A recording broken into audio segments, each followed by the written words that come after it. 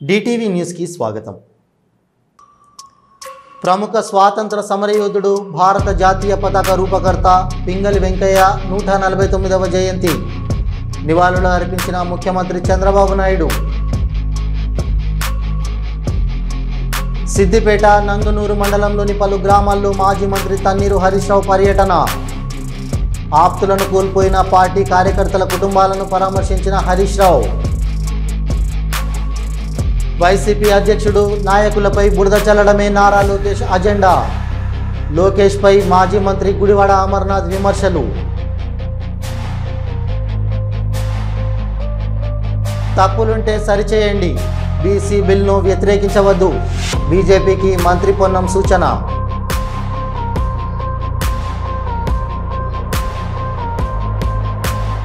విద్యార్థులకు సైకిల్స్ పంపిణీ చేసిన మంత్రి సంజయ్. అందరూ గర్వించేలా చదువుకోవాలని విద్యార్థులకు హితవు.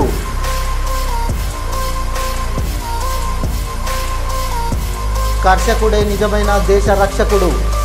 ఆరుగాలం కష్టించి దేశానికి అన్నం పెట్టే అన్నదాతలకు అండగా కూటమి ప్రభుత్వం. వంగలపూడి అనిత వెల్లడి. 72 గంటల నిరాహార దీక్షకు మద్దతుగా నిరాహార దీక్ష పోస్టర్ విడుదల. నిరాహార దీక్షకు మద్దతు తెలిపిన విద్యార్థులు ప్రొఫెసర్ కాసిం.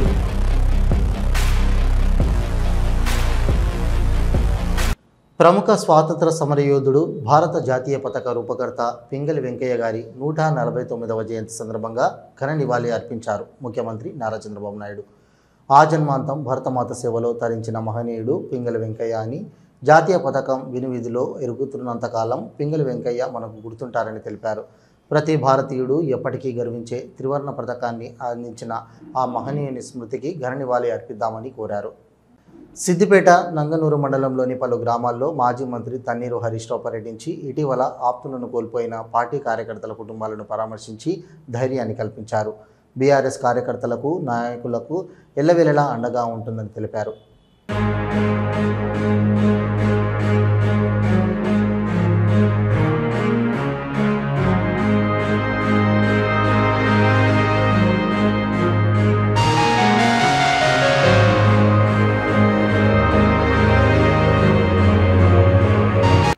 మాజీ ఎమ్మెల్యే వైఎస్ఆర్సీపీ అధికార ప్రతినిధి రామచల్లు శివప్రసాద్ రెడ్డి ప్రెస్ మీట్లో మాట్లాడారు. తాను ప్రజా ప్రయోజనాల కోసమే మాట్లాడతానని, స్వప్రయోజనాల కోసం ఎన్నడూ మాట్లాడలేదని అన్నారు. శివప్రసాద్ రెడ్డి ఓట్ల కోసం ఒకలాగా, ఓట్ల అవసరం తీరిపోయాక ఒకలాగా కూటమి ప్రభుత్వం వ్యవహరిస్తుందని, ఎన్నికలప్పుడు రైతులకు ఇచ్చిన హామీలను అమలుపరచడంలో విఫలం చెందిందని అన్నారు. జగన్మోహన్ రెడ్డి గారు రైతుల కోసం ఏ ప్రయోజనాలను అయితే చేసినారో ఈ రైతు భరోసా కాకుండా అవన్నీ కూడా యథావిధిగా కొనసాగిస్తాం, ఇది ఆయన మాటిచ్చింది. ఈరోజు ఈ రాష్ట్ర ప్రభుత్వం రైతుల ప్రయోజనాల కోసం అన్నదాత సుఖీభవ ద్వారా మొదటి విడత డబ్బులు జమ చేస్తానని చెప్పి ఆ కార్యక్రమాన్ని దర్శిలో ప్రారంభించబోతున్నాం ముఖ్యమంత్రి గారి చేతుల మీదుగా అని చెప్పి గొప్ప ప్రకటనలు చేసినారు.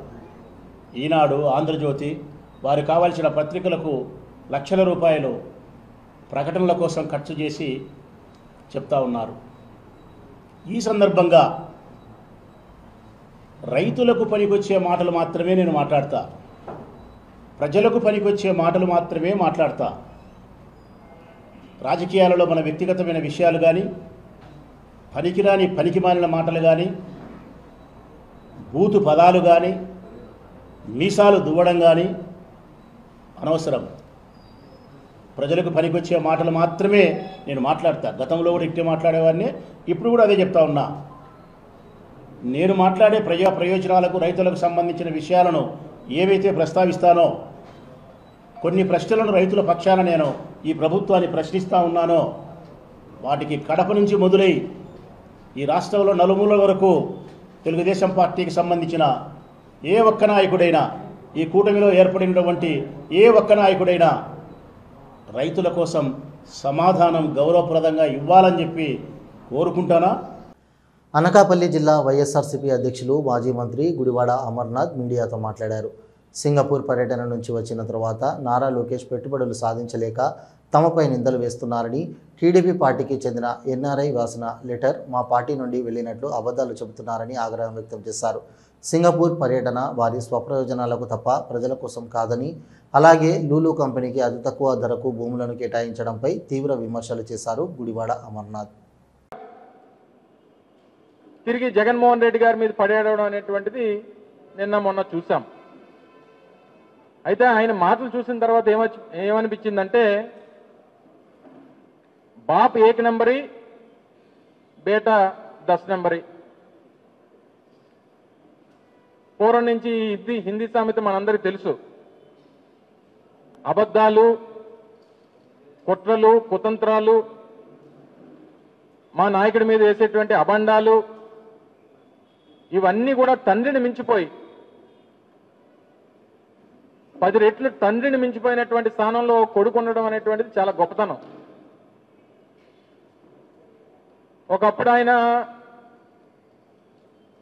గత ప్రభుత్వంలో కొంత బరువు ఎక్కువ ఉండేవాడు, 2014 నుంచి 19 వరకు. సరే, ఆయన మీద ఏదో తప్పుడు ప్రచారాలు చేశారు, బరువు తగ్గాడు. బరువు తగ్గితే బుద్ధి కూడా పెరుగుతుంది అనుకున్నా. అబ్బే, బరువు మాత్రం తగ్గాడు తప్ప బుద్ధి మాత్రం ఎక్కడ పెరగలేదు. సింగపూర్లో ఏం సాధించామనంటే, జగన్మోహన్ రెడ్డి గారు ఎవరితో లెటర్లు రాయించారు, ఎవరితో ఈమెయిల్స్ పెట్టించారు. అందుకనే సింగపూర్ ప్రభుత్వం మళ్ళీ మీతో కలిసి పనిచేయమని చెప్పింది. ఈ రకమైనటువంటి తప్పుడు ప్రచారం చేయడం మొదలుపెట్టారు. తీరా లేక ఆ ఈమెయిల్స్ ఎవరు పెట్టారని చెప్పి, ఈ గతంలో కాదు కదా,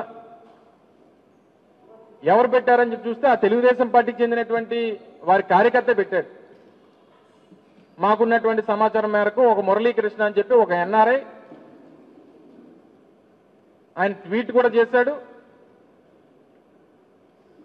మరి దాన్ని తీసుకుని వచ్చి వైఎస్ఆర్ కాంగ్రెస్ పార్టీకి చెందినటువంటి నాయకులు ఎవరో మురళీకృష్ణ పెట్టారట. ఆ మురళీకృష్ణ అనేటువంటి వ్యక్తికి వైఎస్ఆర్ కాంగ్రెస్ పార్టీకి సంబంధం ఉంది కాబట్టి మన రాష్ట్ర ప్రతిష్టని దిగజార్చారు అనేటువంటి మాటలు కొడుకు చెప్తా ఉన్నాడు. అసలు వీరు ఏమనుకుంటున్నారంటే, ఈ ఆంధ్ర రాష్ట్రం అనేటువంటిది నారావారి రాజ్యంలాగా, వారి సామ్రాజ్యంలాగా, చంద్రబాబు నాయుడు గారు ఏమో దానికి రాజులాగా, ఈయన యువరాజులాగా ఫీల్ అవుతా ఉన్నారు. అంటే ఈ రాష్ట్రంలో మనం గొప్పగా చెప్పుకునేటువంటి, ప్రపంచంలోనే అతిపెద్ద ప్రజాస్వామ్యం అని చెప్పుకునేటువంటి భారతదేశంలో ఉన్నటువంటి ఆంధ్రప్రదేశ్ రాష్ట్రానికి భారతదేశ ప్రజాస్వామ్యానికి సంబంధం లేదు. ఇక్కడ ఏ చట్టం చేసినా, ఏమి అమలు చేసినా, ఏం మాట్లాడినా, ఏ కార్యక్రమాలు చేసినా అది మా నారావారి రాజ్యాంగం, రెడ్ బుక్ రాజ్యాంగం అనేటువంటి విధంగా వీరు మాట్లాడుతున్నటువంటి తీరు మనం చూస్తూ ఉన్నాం. కామారెడ్డి డిక్లరేషన్ నుండి మొదలు కులగణన చేసి న్యాయపరమైన చిక్కులు లేకుండా బీసీలకు రాజకీయ, విద్యా, ఉద్యోగాల్లో 42% రిజర్వేషన్లు అమలు చేస్తూ శాసనసభ ద్వారా చట్టం చేసి గవర్నర్కు పంపించి అక్కడి నుండి రాష్ట్రపతికి పంపించడం వరకు మేము చిత్తశుద్ధితో పనిచేస్తున్నామన్నారు మంత్రి పొన్నం ప్రభాకర్. రాష్ట్రపతి ఆమోదం పొందాల్సిన ఈ బిల్లుపై బీజేపీ కడుపులో కత్తులు పెట్టుకొని అలుముకునే ప్రయత్నం చేస్తున్నారని, శాసనసభలో బీసీలకు రిజర్వేషన్లపై మద్దతు ఇచ్చి ఇప్పుడు ముస్లింల పేరు మీద అడ్డుకుంటున్నారని విమర్శించారు. కేంద్ర మంత్రి కిషన్ రెడ్డి కులగణనలో తప్పులున్నాయని అంటున్నారని, తప్పులు ఉంటే సవరించి బీసీలకు 42% రిజర్వేషన్లు ఆమోదింపజేయాలని సూచించారు మంత్రి పొన్నం. శాసనసభలో చట్టం చేసి గవర్నర్ గారితో ఆమోదం పొంది రాష్ట్రపతి గారికి పంపేదాకా న్యాయపరమైన ఇబ్బంది లేకుండా, ఇంకోటి ఈ యొక్క 42% రిజర్వేషన్ల కొరకు మా కార్యక్రమాన్ని కొనసాగించారు. ఇప్పుడు గౌరవ రాష్ట్రపతి గారు ఆమోదం పొందాల్సిన ఈ యొక్క బిల్లుపై భారతీయ జనతా పార్టీ కడుపులో కత్తులు పెట్టుకొని అల్లుకొని చేస్తా ఉంది. శాసనసభలో మద్దతు ఇచ్చి ఢిల్లీ తల్లి తర్వాత నేను అడ్డుకుంటా ఉంది ముస్లింల పేరు మీద. ఇవాళ కిషన్ రెడ్డి గారిని అడుగుతున్నా, కేంద్ర మంత్రి మీద తప్పులుంటే సవరించి మీరు తెలంగాణకు ఆమోదింపు చేసి చిక్కులకు న్యాయం చేస్తున్నారు. మీరు బలహీన వర్గాల వ్యతిరేకి రామచంద్రరావు చేసే ధర్నాలో పాల్గొని నేను కూడా బలహీన వర్గాల వ్యతిరేకిగా మారుతా ఉన్నారు. ఇలా ఆనాడు తెలంగాణ ఉద్యమం ఏ విధంగా కొనసాగిందో ఈరోజు బలహీన వర్గాల రిజర్వేషన్ సాధన కొరకు కూడా పార్టీల కట్టగా ఉద్యమం కొనసాగుతుంది. మీ బీజేపీలో ఉన్నటువంటి మంత్రులు నాయకులందరినీ కోరుతా ఉన్నాం. రిజర్వేషన్ అనేటువంటిది ప్రజాస్వామికంగా చట్టబద్ధంగా అన్ని రకాల సర్వేల తర్వాత చేస్తా ఉన్నాం. దీన్ని వెంటనే ఆమోదించడానికి ఈ ధర్నా ప్రజల దృష్టి మరల్చడానికి లేదా మీరు బీసీ రిజర్వేషన్ అడ్డుకోవడానికి చేస్తున్న ధర్నాగా భావిస్తా ఉన్నాం. మీరు రిజర్వేషన్లు సాధించాలనుకుంటే ఈ ధర్నా ఢిల్లీలో చేయండి, లేదా బీసీ అని చెప్పుకుంటున్న ప్రధానమంత్రిని ఒప్పియండి. కేంద్రంలో అధికారంలో ఉన్నారు, రాజకీయ పరంగా ధర్నాలు వద్దు. నిజంగా చిత్తశుద్ధిలో బీసీలకు న్యాయం చేయాలంటే ఢిల్లీ నాయకత్వంలో ఒత్తిడి తెమ్మని బీజేపీ నాయకత్వాన్ని మేము అడిగాం. ప్రభుత్వం స్థానిక సంస్థల ఎన్నికలు జరపాలని కోర్టులు కూడా అటువంటి ఆదేశాలు ఇచ్చి కేంద్రం నుంచి వచ్చే నిధులు రాకున్నప్పటికీ కూడా 42% రిజర్వేషన్లతో మేము ఎన్నికలకు పోవాలని నిర్ణయించుకున్నాం. ఎటువంటి మార్పు లేదు. అందుకే భారతీయ జనతా పార్టీని డిమాండ్ చేస్తా ఉన్నాం.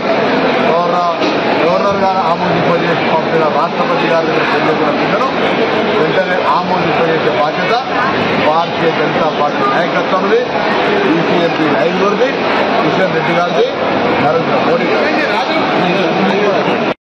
అంబర్పేట నియోజకవర్గంలో లబ్ధిదారులకు నూతన రేషన్ కార్డులు పంపిణీ చేశారు మంత్రి పొన్నం ప్రభాకర్.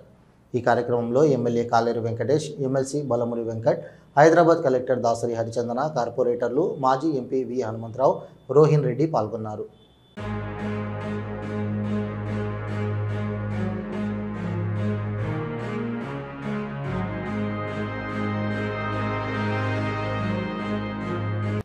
చొప్పదండి ప్రభుత్వ పాఠశాలలు, శిశుమందిర్ స్కూళ్లలో 10వ తరగతి చదువుకునే విద్యార్థులందరికీ ఉచితంగా సైకిళ్లను ప్రధానమంత్రి నరేంద్ర మోదీ కానుక పేరుతో అందిస్తున్నారు కరీంనగర్ ఎంపీ, కేంద్ర హోం సహాయ శాఖ మంత్రి బండి సంజయ్. నేటి విద్యార్థులు తలదించుకొని చదువుకుంటే రేపు తల ఎత్తుకుని జీవిస్తారని అన్నారు. మీ తల్లిదండ్రుల కష్టాన్ని గుర్తెక్కి కష్టపడి చదివి భవిష్యత్తును తీర్చిదిద్దుకోవాలని విద్యార్థులకు సూచించారు బండి సంజయ్. ప్రిన్సిపల్ సైంటిస్ట్ గారు వారిని కూడా ఈ కార్యక్రమంలో నిమగ్నం కావాల్సిందిగా కోరుకుంటూ, అదేవిధంగా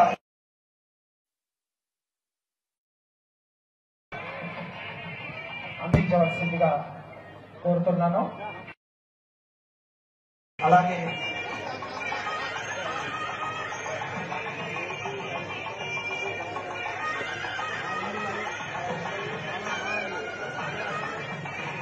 శ్రీ ఏఆర్ రెడ్డి గారికి, ఏఆర్ రెడ్డి గారు principal scientist ICAR ATARI Hyderabad గారికి కూడా పూల మొక్కను మరియు జ్ఞాపికను అందజేయవలసిందిగా కోరుతున్నాను.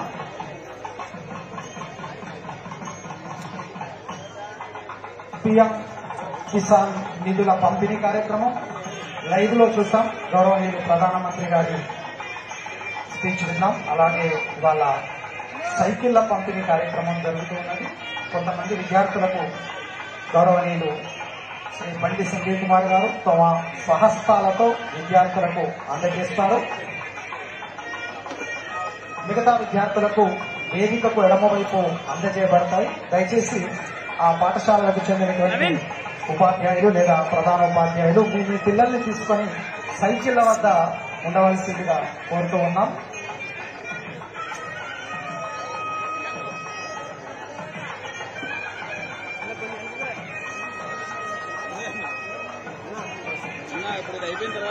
దయచేసి పాఠశాల ఉపాధ్యాయులకు మరియు విద్యార్థులకు ఒక ముఖ్య సూచన ఏమిటంటే, ఇది మనకు కొత్త సైకిల్స్ కొత్తగా కంపెనీ నుంచి ఫిట్ అయి వచ్చినాయి.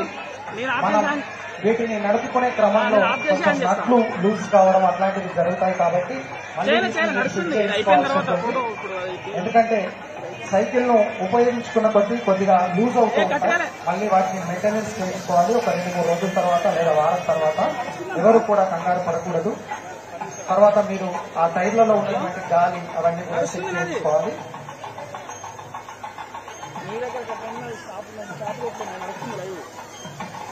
స్వయంగా కొంతమంది పిల్లలకు శ్రీ బండి సంజయ్ కుమార్ గారు స్వయంగా వారికి అందజేస్తూ ఉన్నారు.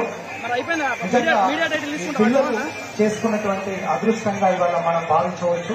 ఇంత గొప్ప కార్యక్రమానికి ఇక్కడ అంకురార్పణ జరిగింది. ఇప్పటి వరకు మరి జూలై 9వ తారీఖున ఈ సైకిళ్ల పంపిణీ కార్యక్రమాన్ని ప్రారంభించడం జరిగింది కరీంనగర్ పార్లమెంటు పరిధిలో. మరి గత నెల 9వ తారీఖున కరీంనగర్ అసెంబ్లీ కాన్స్టిట్యూషన్ పరిధిలో సైకిళ్ల పంపిణీ చేయడం జరిగింది. అదేవిధంగా జూలై 15వ తారీఖున సిరిసిల్ల అసెంబ్లీ నియోజకవర్గ పరిధిలో చేయడం జరిగింది. అదే మాదిరిగా హుజరాబాద్ నియోజకవర్గంలో 17వ తారీఖున సైకిళ్ల పంపిణీ చేయడం జరిగింది. మరి హుస్నాబాద్ నియోజకవర్గంలో 27వ తారీఖున సైకిళ్ల పంపిణీ చేయడం జరిగింది. ఇవాళ చొప్పదండి నియోజకవర్గంలో మనకు సైకిళ్ల పంపిణీ కార్యక్రమం జరుగుతూ ఉన్నది. తర్వాత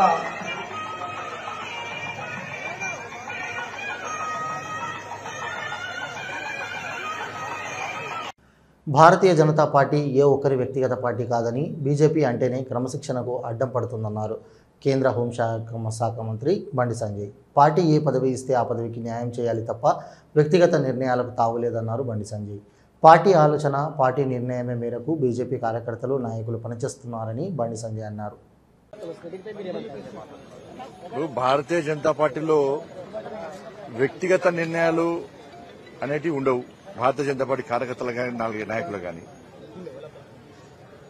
పార్టీ ఆలోచిస్తుంది, పార్టీ నాయకత్వం ఆలోచిస్తుంది. ఎవరికి ఏ బాధ్యత ఇవ్వాలి, ఎవరికి ఏ పని చెప్పాలి అనేది పార్టీ నాయకత్వం ఆలోచిస్తుంది. మేము పదవుల కోసం కానీ వీటి కోసం కానీ ఎప్పుడు పాకారము. పార్టీ ఆలోచిస్తుంది ఎవరికి ఏం చేయాలని. కాబట్టి పార్టీ దగ్గరకు పోయి నాకు ఇది వద్దు అది వద్దు అనేది భారతీయ జనతా పార్టీ ఒక క్రమశిక్షణ పార్టీ.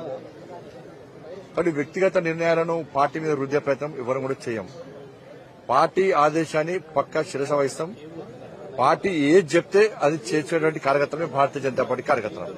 కాబట్టి ఇటువంటి అన్ని కూడా దాని మంచి మళ్ళీ రిక్వెస్ట్ చేస్తున్నారు, దయచేసి ఇటువంటి రాయకండి. ఎందుకంటే మీరు కాంగ్రెస్ పార్టీని, బీఆర్ఎస్ ఇతర పార్టీలను చూసి అట్లనే మా పార్టీ అనుకుంటున్నారు. మా పార్టీ అందరు కలిసి సమిష్టిని తెలుసుకుంటారు, సమిష్టిగా వాళ్ళు నిర్ణయాలు తీసుకుంటారు. వాటిని అమలు చేసే బాధ్యత కార్యకర్తలుగా నాయకులు మా మీద ఉంటుంది. వాళ్ళు ఆలోచిస్తారు, ఎవరికి ఏది ఉండాలో ఏది ఇవ్వాలో ఆలోచిస్తారు. మరి దాన్ని మేము శిరస వహిస్తాం, కమిట్మెంట్ గల కార్యకర్తలు శిరస వహిస్తాం. కాబట్టి ఇటువంటి తప్పు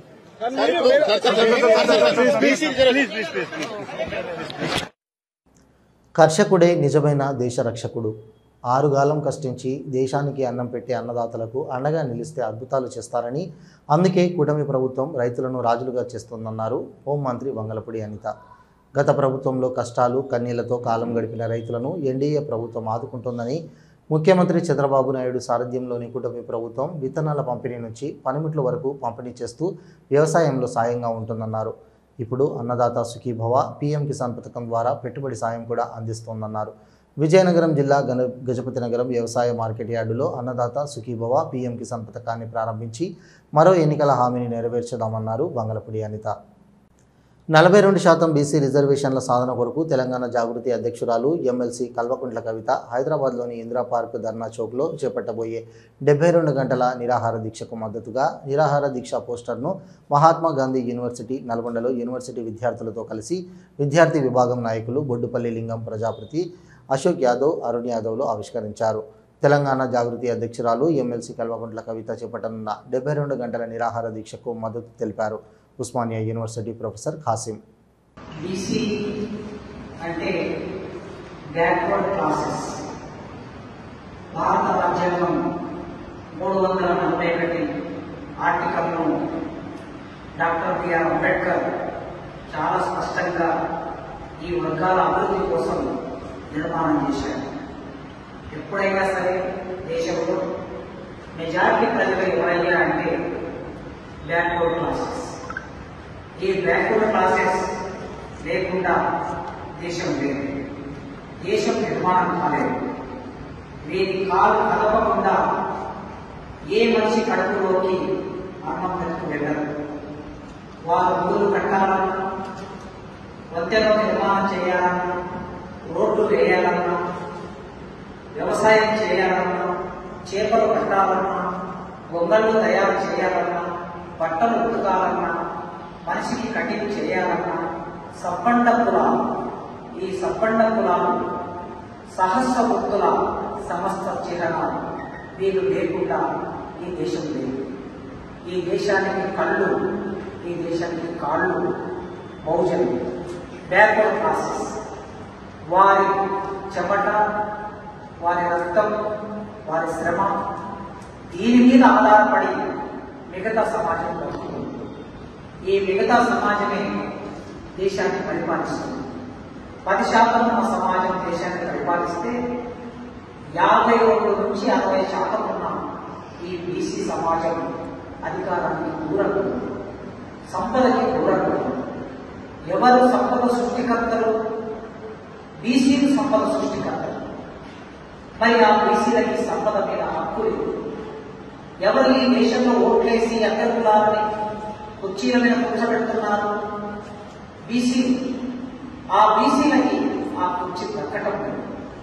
శ్రీకాళహస్తిలో నేడు శనీశ్వర అభిషేకం ఘనంగా నిర్వహించారు. వేద పండితుల ఆధ్వర్యంలో కలశ స్థాపన చేసి అనంతరం స్వామివారికి వివిధ రకాల సుగంధ ద్రవ్యాలతో అభిషేకాలు నిర్వహించారు. భక్తులు అధిక సంఖ్యలో పాల్గొని స్వామివారి సేవలో తరించారు.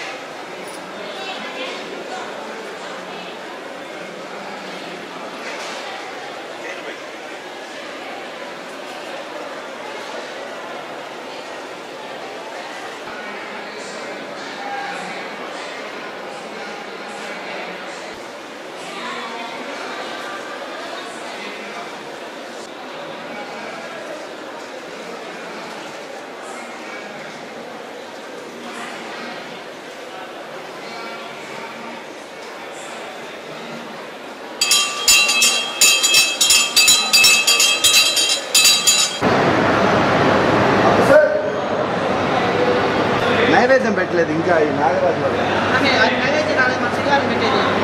అది రాలా.